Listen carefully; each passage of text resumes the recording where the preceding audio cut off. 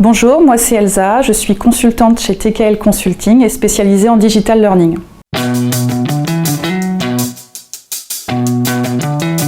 J'adore le fait d'être en apprentissage permanent. Grâce à mes missions de consultante, j'interviens dans des contextes professionnels très variés et je découvre à chaque mission des univers très différents. Je mobilise des compétences variées et je diversifie ma pratique professionnelle. J'apprécie particulièrement le fait de construire une relation de confiance avec mes clients, de tisser des liens solides avec les équipes que j'accompagne. Et enfin, ce qui me passionne le plus, c'est d'être dans l'opérationnel, dans le faire au quotidien avec les équipes et de contribuer à faire avancer les projets de manière très pragmatique.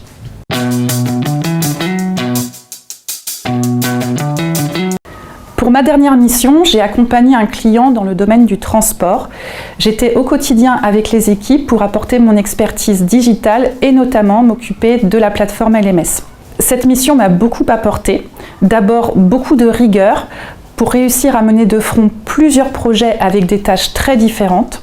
Ensuite, une grande adaptabilité pour passer d'un sujet à un autre rapidement. Et enfin, une grande dose d'agilité pour être en mesure de rebondir sur les changements multiples qui caractérisent souvent les projets de dimension internationale, comme celui sur lequel j'ai travaillé.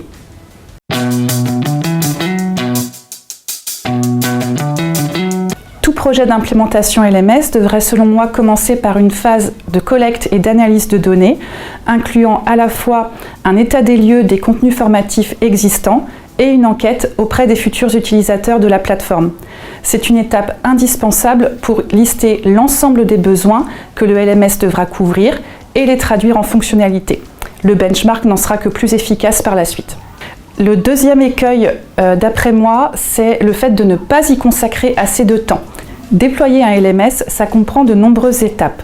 La collecte de données, la contractualisation avec l'éditeur, la création des contenus, la création des parcours, l'inscription des apprenants. J'en passe, la liste n'est pas exhaustive, mais tout cela nécessite d'y consacrer du temps et de s'y investir.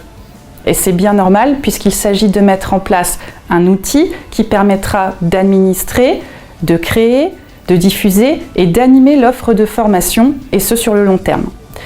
Et enfin, le troisième écueil d'après moi, c'est de faire l'économie de la phase de test, souvent par manque de temps. Faire tester la plateforme pressentie à un panel d'utilisateurs représentatifs, les administrateurs, les formateurs, les apprenants, c'est une étape essentielle pour sécuriser le choix. Il ne faut pas se limiter au discours commercial, il est très important de vérifier par soi-même que ce LMS couvre bien les besoins de l'organisation et le type d'expérience apprenante que l'on veut proposer.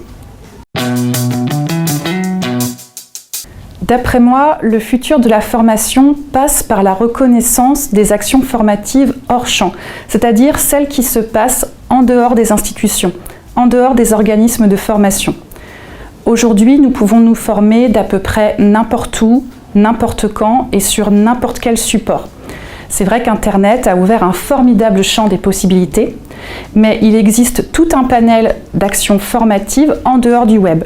Je pense particulièrement à l'expérience souvent très riche développée par les bénévoles du milieu associatif. Donc pour moi, la formation de demain verra l'élargissement de la palette des acteurs pourvoyeurs de formation et des situations formatives désormais reconnues comme telles. TKL Consulting, c'est une entreprise qui donne sa chance à tous les consultants. On nous fait confiance dès le départ et on nous aide à grandir. Ce que j'apprécie particulièrement chez TKL, c'est la qualité de l'encadrement dont bénéficient les consultants, le super accueil qui nous est réservé dès le premier jour, les échanges réguliers avec les learning partners et de façon globale la relation de proximité que l'on a avec le reste de l'équipe.